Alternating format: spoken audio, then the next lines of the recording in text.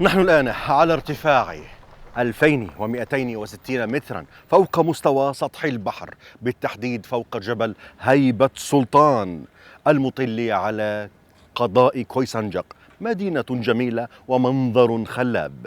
يبعد هذا المكان عن مركز هذا القضاء وهذه المدينة 3 كيلومترات، ويبعد عن مركز أربيل 73 كيلومترا. أهلا بكم في قضاء كويا. أول سحرة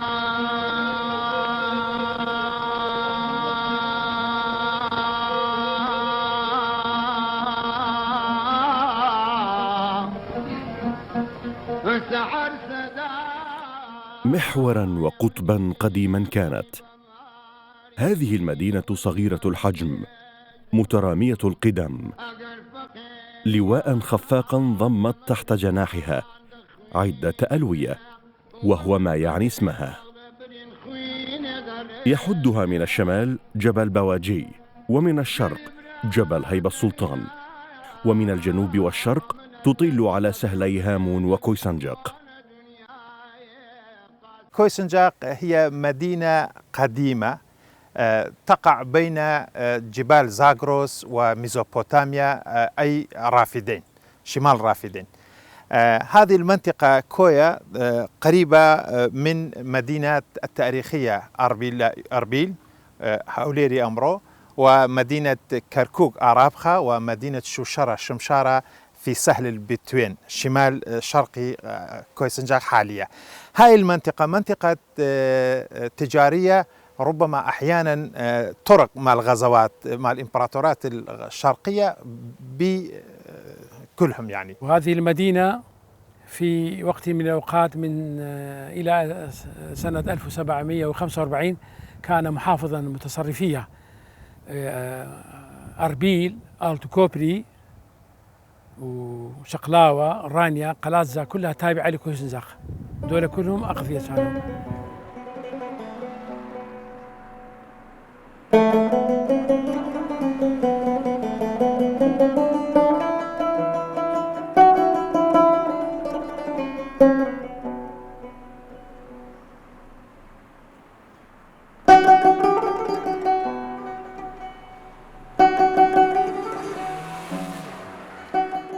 قبل الذهاب إلى أي مكان قصدنا شارعا يطل على السوق والأحياء القديمة. كان لابد لي أن أطلع على خارطة توضيحية حتى أبدأ بالمهمة. حصلت على مقصدي، وها أنا أبدأ التوثيق. عبارات أثارت انتباهي. عمارة المدينة ما زالت تحتفظ بهيئتها حتى يومنا هذا.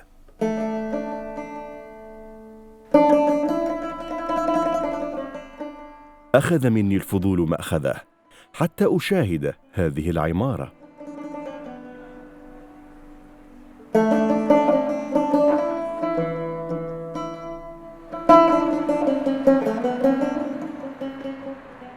في هذا الشارع بالتحديد شاهدت أعمدة في السوق كأنها تحتوي على شواهد قبور.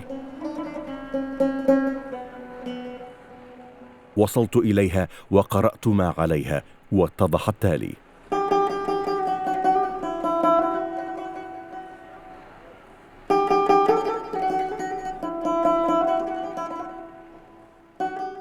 هذه الأعمدة التي خلفي شاهد كبير على احتفاظ أهالي كويسنجق بذكريات شهدائهم.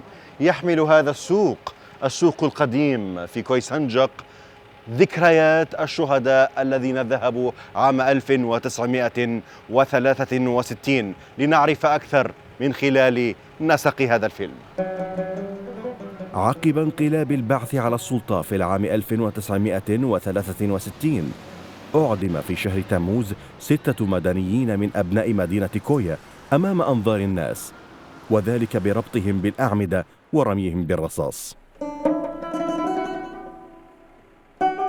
ضمن جرائم هذا الحزب وحملة التصفية والإبادة التي ارتكبها النظام السابق بحق أبناء كردستان، كما أعدم وبالأسلوب نفسه عددا من الناس في وقت لاحق من 1963.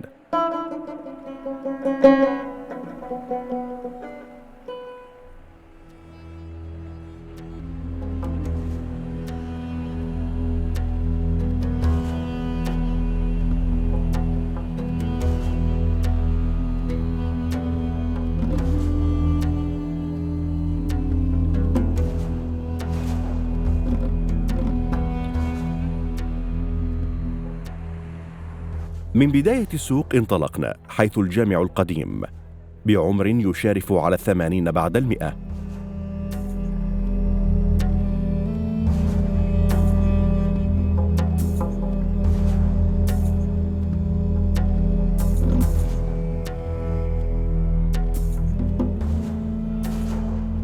أقف الآن على أعتاب أقدم مسجد في مدينة كويسنجق، يعود بناؤه إلى العام 1844 للميلاد، أي 1260 للهجرة، لنأخذ جولة في هذا المسجد.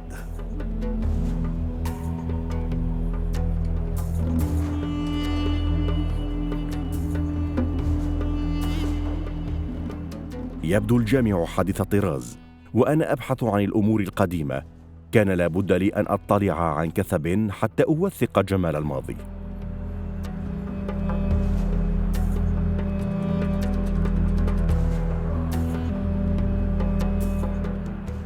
دخلنا حرم الجامع للاستكشاف والمشاهدة. قبة كبيرة تتربع فوق حرم الجامع، بيضاء اللون من الداخل، مطعمة بكتابات أسماء الله الحسنى وآيات قرآنية.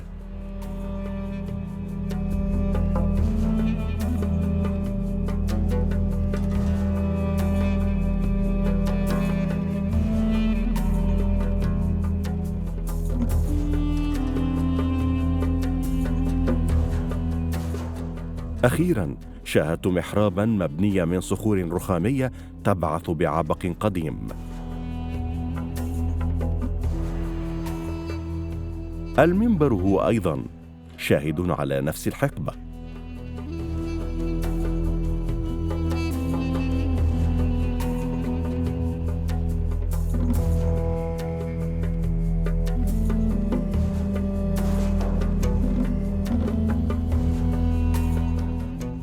كذلك الأعمدة 20 التي يستند إليها الحرم، كلها مستخدمة من الشام وفقاً لبعض متولي الجامع ورواده، لكن لا تحديد لعمر هذه الصخور، لكنها محصورة من زمن التأسيس في العام 1844 وحتى خمسينيات القرن الماضي.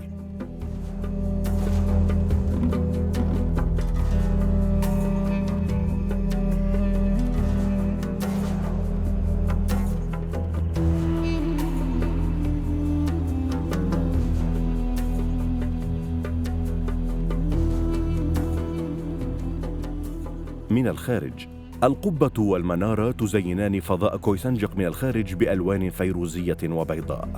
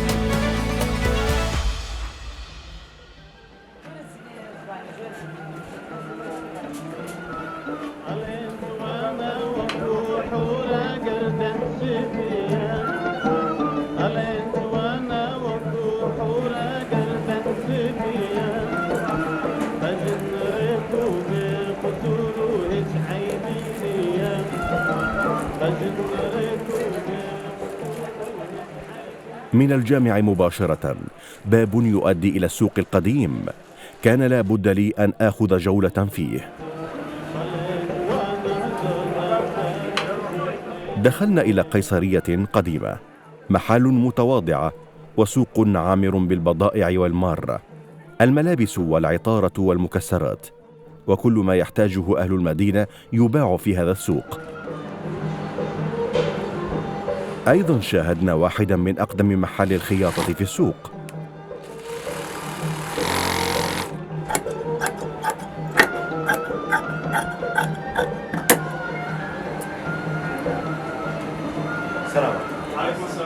قرب إحدى البوابات العثمانية القديمة في السوق كانت لذائقة الشاي طعماً آخر بالمرة.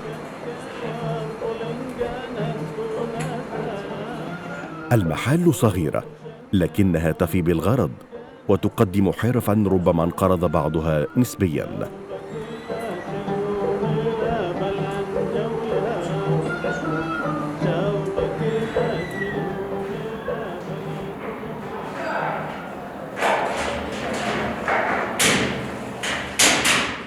ذهبنا إلى قيصرية لم ترمم إلى هذه اللحظة.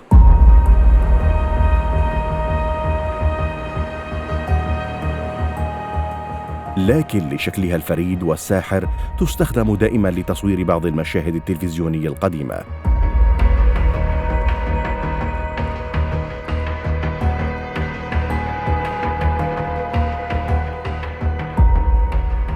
استطعنا من خلال هذا المكان أن نرى شكل المكان الحقيقي دون وجود الناس والبضائع، وكأنما التاريخ يتكلم وحده هنا.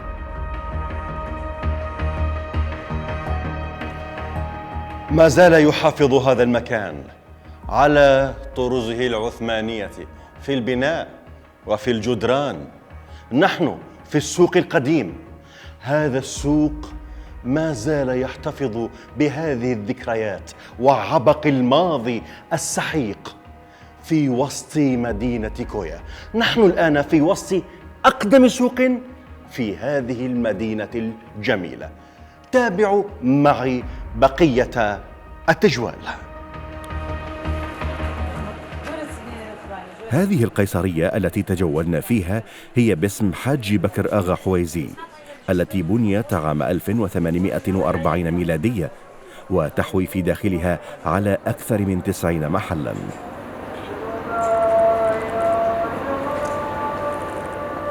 مع ارتفاع صوت الأذان أصبح السوق مهجوراً بالمرة في زمن كاميرات المراقبة، لكن السوق يخلو منها. تركت البضائع وحدها في عادة شارفت على الانقراض، وكأنما ملاك حارس يراقب المكان. إنها أنفس الناس المحافظة على العادة القديمة.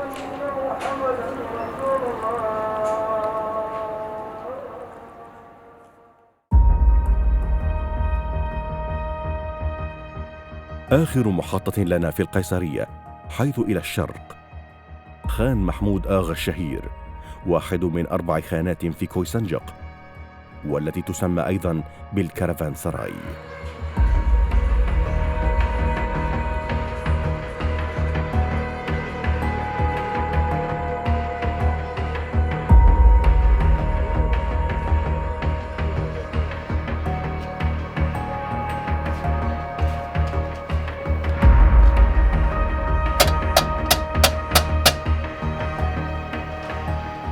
أطرق باب 170 سنة خلت على أعتاب أقدم فندق وخان في المنطقة لنشاهد ما قصته.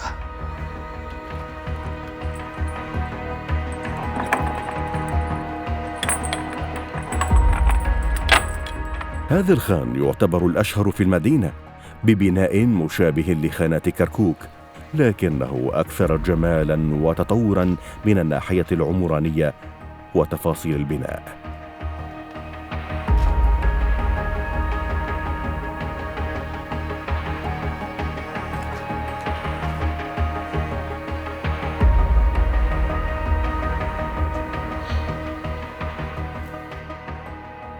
تتوزع غرف وحانات الخان على أرض مربعة الشكل، تخمن بمساحة قد تصل إلى أكثر من 1000 متر مربع.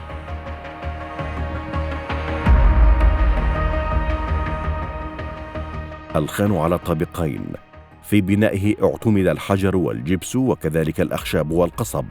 هيكله اعتمد على الأقواس والأعمدة الفخمة وكذلك المساند الجانبية، واستعين بزخارف مرمرية لتزين السقوف وأعالي النوافذ والأبواب. كان الخان مكاناً هاما للتبادل التجاري ومبيت المواشي والتجار على حد سواء. مكانة كويا الجغرافية في قلب كردستان جعلها مركزاً وموقعاً استراتيجياً، إذ أنها على أبعاد شبه متساوية من مدن أربيل وكركوك السليمانية ورانيا. ما جعلها أن تزدهر وتصبح واحدة من أكثر مراكز التجارة والتعليم والتكامل الثقافي في كردستان. بها طابقين، طابق السفلي مختصة نصفها للمواد مثل الحنطة والشعير وكل الأشياء التي تفكر بها ونحن نزرعها في المنطقة. والنصف الآخر مكان لأنه الحمار والبغل يعيشون بها. والطابق الفوقاني يمثل فندق، لأنه بعض التجار يجون هنا يبقون شهرين. وكانت القوافل التجارية تتجمع في مكان يدعى كاروان سراي. جئنا إليه لتتبع القصص المتعلقة بالتجارة فترة الحكم العثماني وربما ما قبله. نصب في هذا المكان مربع الشكل بطول ضلع يصل إلى 2 متر. هذا ما بقي من مكان تجمع القوافل.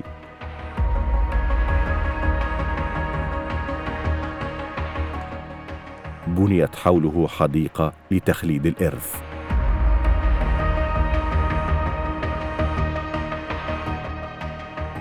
وبالعودة إلى ما قد بدأناه في القيصرية، حيث كويسنجق القديمة، وكويا الاسم الكردي لكويسنجق.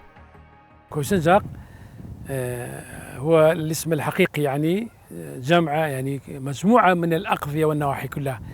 وكويسنجق هم يأتي بمعنى يعني العلم.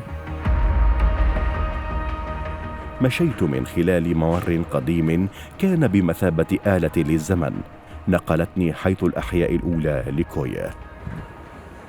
في السابق كانت كويسنجق عبارة عن 4 أحياء فقط.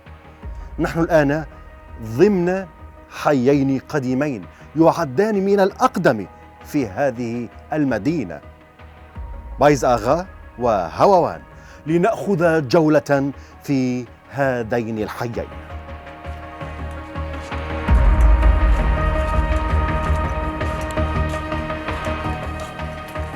أزقة قديمة صامدة بوجه الزمن مررنا من خلالها. السلام عليكم.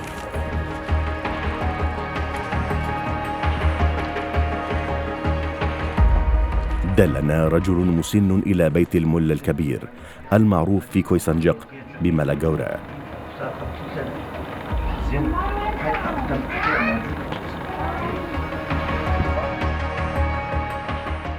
بيوت صامدة وأخرى بقيت أطلالا فقط.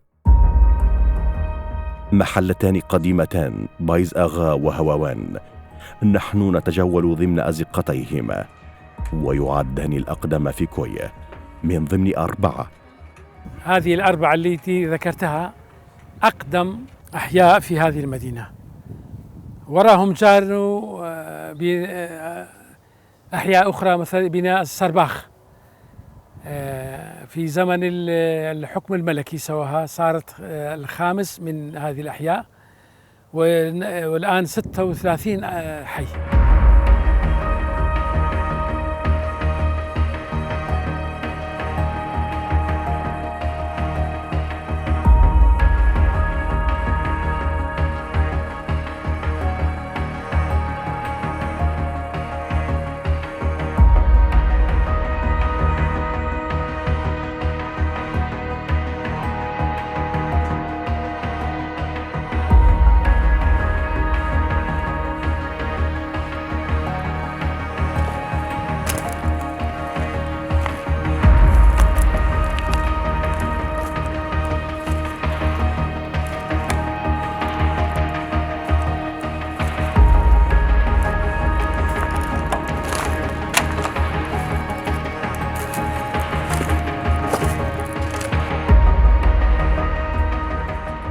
أردت دخول البيوت لكنني لم أستطع لأنها موصدة وقد أتعرض إلى خطر الانهيار.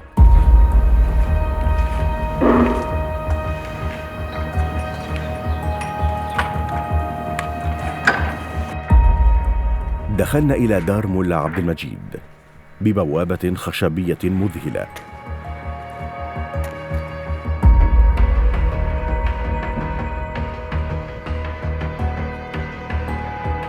البيت على طابقين،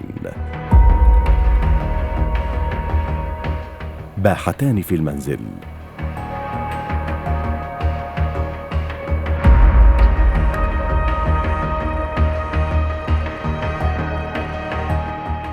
ربما قد يكون بيتين وأدمج ليكون مكانا تراثيا.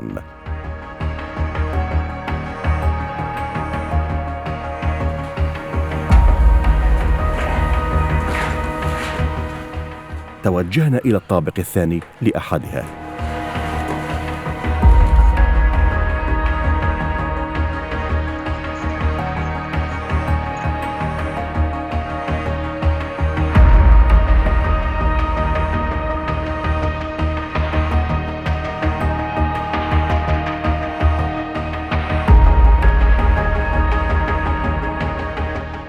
أروقتها مبنية على شكل أقواس مطلة على الباحة.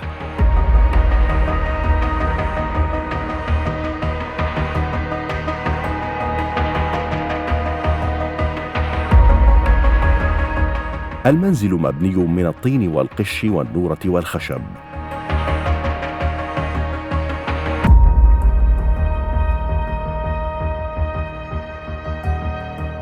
نافورة سداسية الأضلاع وسط الباحة.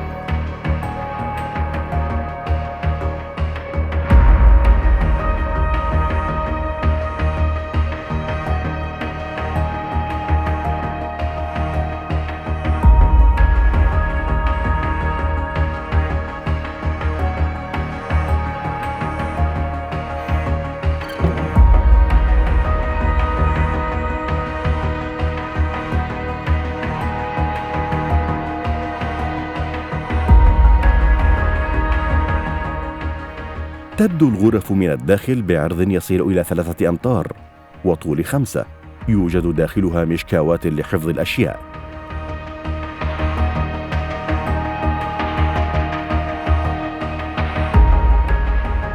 السقف محدث بواسطة حديد الشيلمان والطابوق بدل الخشب والطين.